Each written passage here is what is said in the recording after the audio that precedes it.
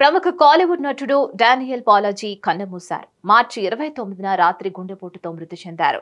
గత రోజు ఛాతీలో నొప్పి రావడంతో కుటుంబ సభ్యులు వెంటనే చెన్నైలోని కొట్టివాకత్ ఆసుపత్రిలో చేర్చారు. చికిత్స పొందుతూ మరణించారు. 48 ఏళ్ల వయసులో డానియల్ బాలాజీ హఠాత్ మరణం సినీ పరిశ్రమలో తీవ్ర విషాదం నింపింది. డానియల్ బాలాజీ ఆకస్మిక మరణం అతని అభిమానులకు, తమిళ చిత్ర పరిశ్రమకు తీవ్ర దిగ్భ్రాంతిని కలిగిస్తుంది. ఇక చాలా మంది తమిళ నటులు, దర్శకులు, నిర్మాతలు నివాళులర్పిస్తున్నారు. అంత్యక్రియల నిమిత్తం ఆయన భౌతిక కాయాన్ని పురసైవాల్కంలోని ఆయన నివాసానికి తరలించారు. డానియల్ బాలాజీ 1975లో జన్మించారు. అతను మలయాళం, తెలుగు, కన్నడ చిత్రాల్లో కూడా నటించారు.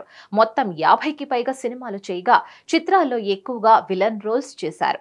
కమల్ హాసన్ యొక్క విడుదల కాని చిత్రం మారుతా నాయక్లో యూనిట్ ప్రొడక్షన్ మేనేజర్ గా చిత్ర పరిశ్రమలోకి ప్రవేశించాడు. వెటయాడు, వలయాయుడు, వడ్డ చెన్నై, మాయవన్ వంటి చిత్రాల్లో అతను చెప్పుకోదగ్గ పాత్రలు పోషించాడు. మలయాళంలో తొలిసారి బ్లాక్ అనే చిత్రంలో నటించాడు. ఆ తర్వాత మోహన్ లాల్ నటించిన భగవాన్, మమ్ముట్టి నటించిన డాడీ కూల్ చిత్రాల్లో నటించాడు. డానియల్ బాలాజీ ప్రముఖ దర్శకుడు, నిర్మాత సిద్ధలింగయ్య సోదరి కుమారుడు.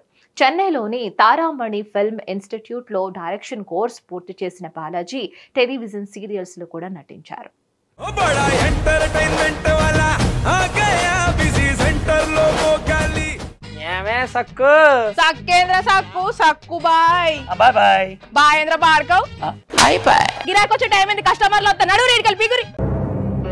కస్టమర్లు వస్తున్నారు కదా, మాత్రం పొగరు ఉంటది. మరి తగ్గిద్దాం పొగర్ని. డబ్బులు కట్టేస్తామేంటి కొంప తీసి? లేదు, కస్టమర్లు ఆపేద్దాం. పదా మరి మన బిజినెస్ స్టార్ట్ చేద్దాం.